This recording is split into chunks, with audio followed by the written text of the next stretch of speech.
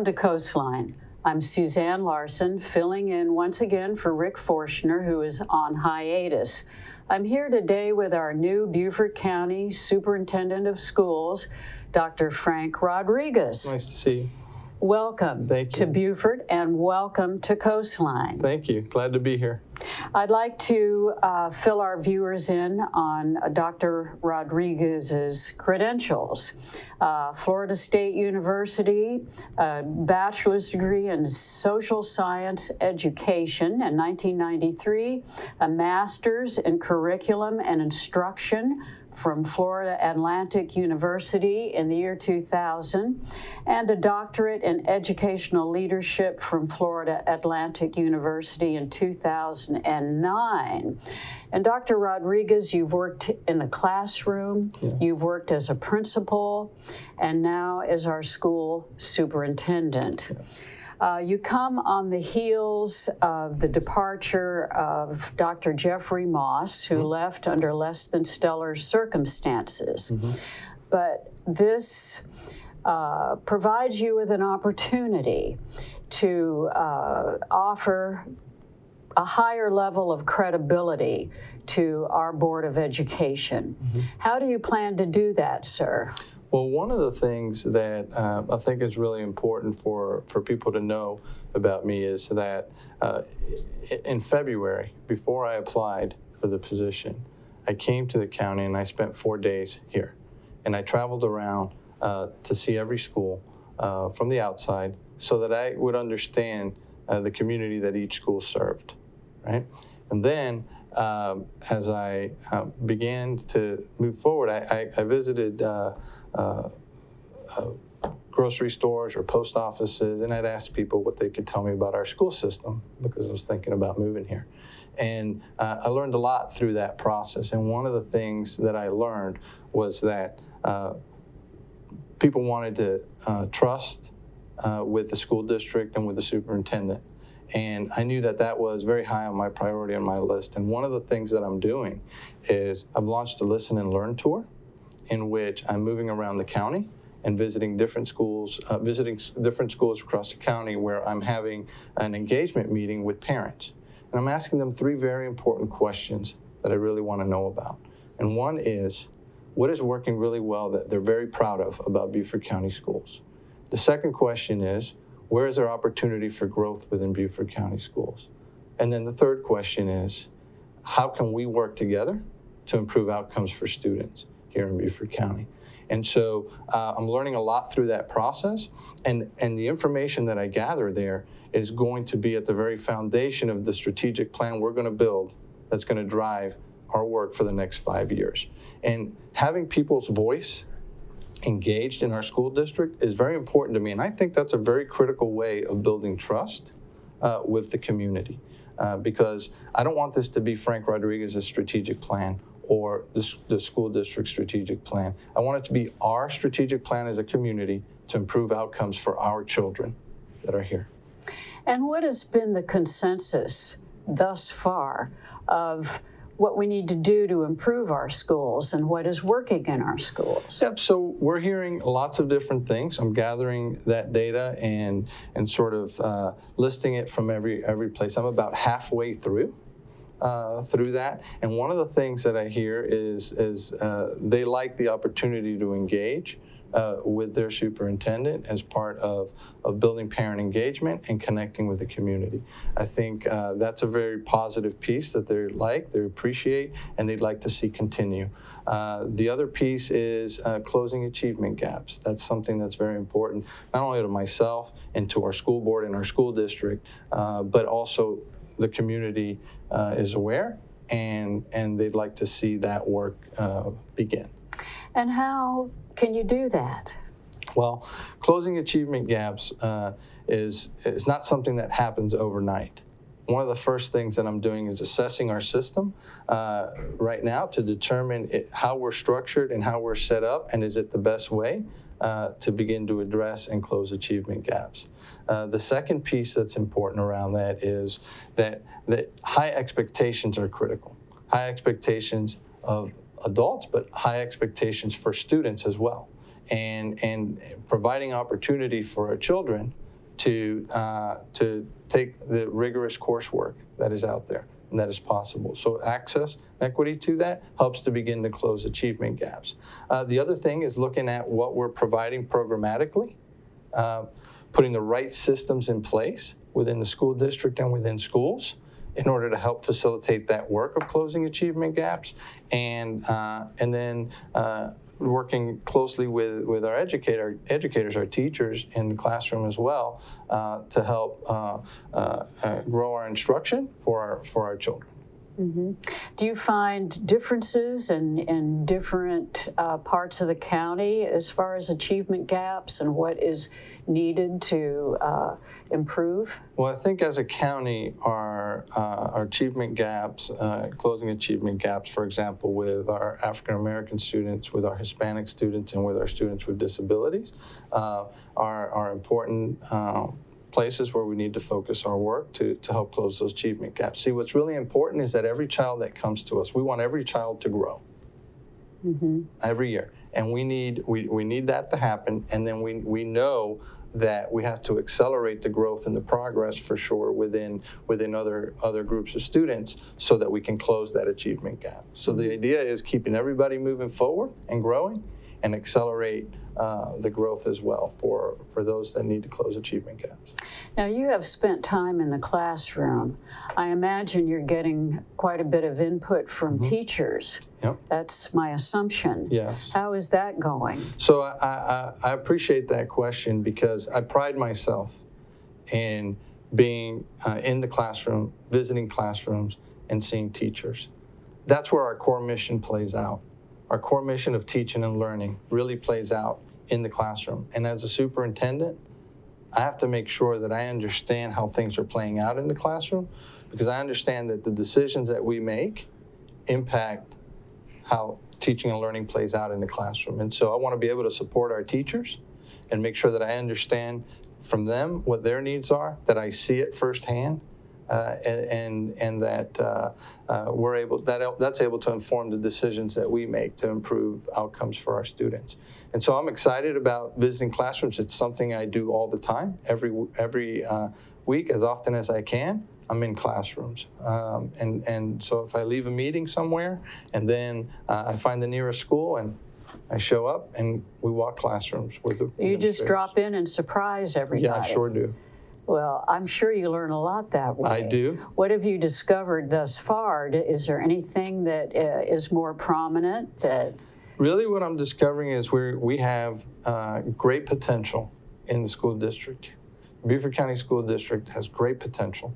And what we need to do is really identify what are those things that we need to move on and that we need to address. And for me, that's important because knowing which levers we need to push and we need to pull in order to improve outcomes for kids is important. See, there's a lot to do. I don't want to fix something that doesn't need to be fixed, right? And that's why I asked that question of our teachers and of our community of what's working well, and then the other question of where do we need to improve. And so I'm learning a lot as I visit classrooms. I'm looking to see if what I've heard plays out in the classroom, and that helps me sort of reaffirm what I'm seeing and what I'm thinking.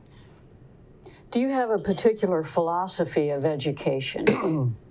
I know some people feel that test scores are very important. Others are concerned more with the arts, with tactical methods. Tell me how you feel about it. Well, for me, I approach my work in the following way, and that's I'm looking at culture, systems, and instruction, and in that order. And the first thing I want to see is what is our culture like, and how is our culture playing out? Because culture will eat systems and instruction for lunch any day of the week, and if that's not right, it's very difficult to get the other pieces in place. And my experience tells me that systems are important, that we need to put the right systems in place so that we can better address the needs that the school district has. And then zeroing in on instruction, so that we can make sure that we're providing a standards-based education, that our students are mastering the standards that the Department of Education has set forth, and that they have the greatest opportunity to reach their highest potential. What do you mean exactly by culture? So culture, for example, can be different things, but for example, a culture of high expectations. Do we have a culture of high expectations for our students and for ourselves as adults, right? And that's an important piece. For example, if you're working with students who speak other languages, okay, it's important that we have high expectations for them to reach those grade level standards. That language is an asset, right? An additional language they bring to the table is certainly an asset. And as they are working through the process of learning the English language, right, that doesn't mean that they can't think or operate at higher levels cognitively about the work they're learning about. And so what we have to do is provide them the supports that they need as they acquire the language, so that they have the opportunity to be exposed to grade level work. That's essential, and that's high expectations. In other words, we can't feel sorry because they don't necessarily understand or speak the language yet, right? We have to be able to support them as they learn that language, but at the same time, understand that they're capable of achieving at higher levels, and that's essential for us to do. Are you speaking primarily about the recent influx of Hispanic students, Spanish-speaking I think students? in general it's really about the achievement gaps that exist. So with respect to the achievement gaps that are there with Hispanic students, some of it might be related to language and providing the supports necessary for students to operate on grade level, but expect that they can operate at grade level. And secondly, it doesn't just have to be about Hispanic students, but those high expectations apply to any of our demographics. Mm-hmm. And the reality is this, that students need exposure to higher level coursework, right? And that's essential for them, certainly in closing achievement gaps. Mm-hmm. How do you feel, very quickly, about arts in education? Yep, I'll give you a background. I come from a school system. I spent 26 years in it, in Palm Beach County, Florida. And in that school system, the arts were highly regarded as part of our education. In fact, the school district passed referendums that were dedicated to supporting the fine arts in students' education. And so I do believe it's an important part of a well-rounded education for our children. We live in a beautiful community here, and certainly rich in the arts. And I think that there's an opportunity there for our students to continue and engage in that as part of their education. There's so much more we could talk about regarding education, educational philosophy, and it's been a pleasure getting to know you a little bit. And I think now we're going to talk about the bond referendum when we come back. We'll be right back.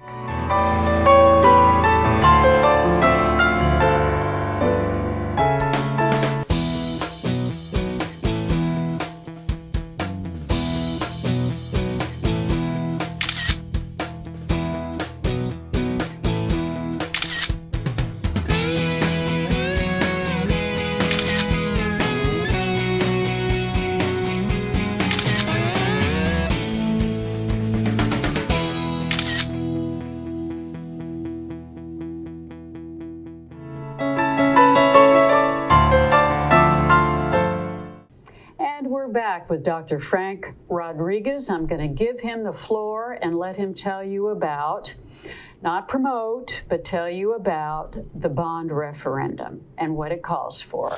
Dr. Rodriguez. Well, thank you. You know, as you mentioned, I can't advocate, but I can inform and educate about the referendum. And so I'm glad to be here with you today and get a chance to share a little bit with you about the referendum.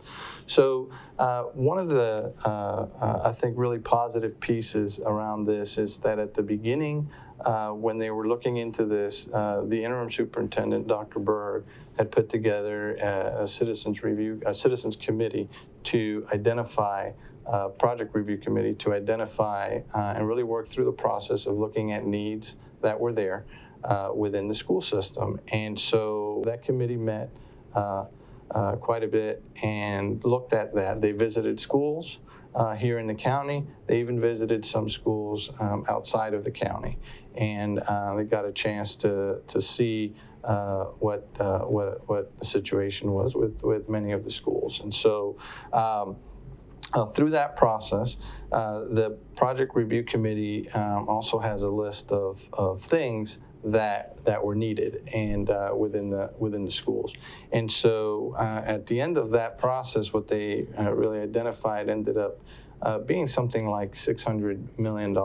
And obviously we knew that was too much and quite a bit. And so we asked them to go back and cut some of those things out. But they felt that everything on that list was a real need and something that needed to be looked at. So they went through a prioritization process where the things that were there, they needed to identify what was highest priority to take a look at. And they wanted to make sure, I think what's important is that committee was representative of the demographics with the schools, so that there was representation across the county on that committee. And so the things that came up essentially ended up at a $344 million bond referendum. And that's broken up into two questions. And the two questions, question one, is a $290 million piece, and it has safety and security for all schools across the county. It has technology infrastructure for schools across the county. A lot of times today, safety and security requires some technology infrastructure as well. And so there's enhancements to safety and security and enhancements to technology infrastructure for all schools. The other piece that's relevant there in the $290 million is classroom expansions for a couple of schools that are overcrowded. There is a new school built for Robert Smalls, so that's an important piece. There are renovations, for example, at Beaufort Elementary, at Battery Creek High School, as well as Hilton Head Island Middle School. And so there are components that address the county-wide, and then there are specific components where the need seemed to be greatest that needed to be addressed. You know, one of the things important to note is that our school district has not passed a bond referendum in 11 years. And since then, the school district has grown over 3,000 students. And most successful school districts are passing bond referendums every 4 years. And it's critical in terms of keeping up with some of the larger and more critical maintenance and upgrades for school facilities. And so that's a big part of this $290 million piece in this first question.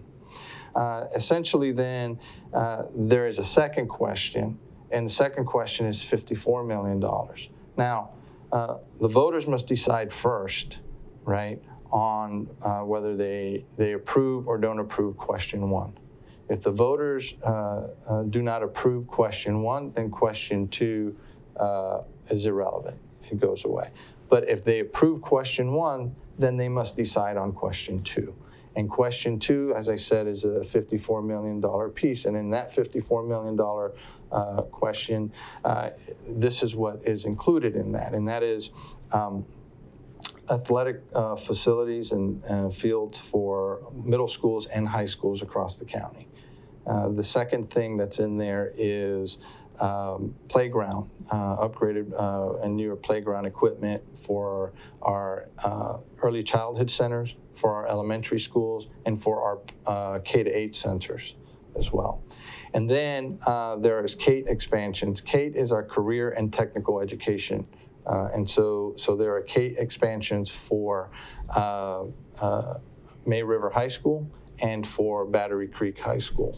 And then there is design work to be done for Hilton Head Island High School for a later referendum 4 years down the road or what have you, but that some of that design work is important to complete.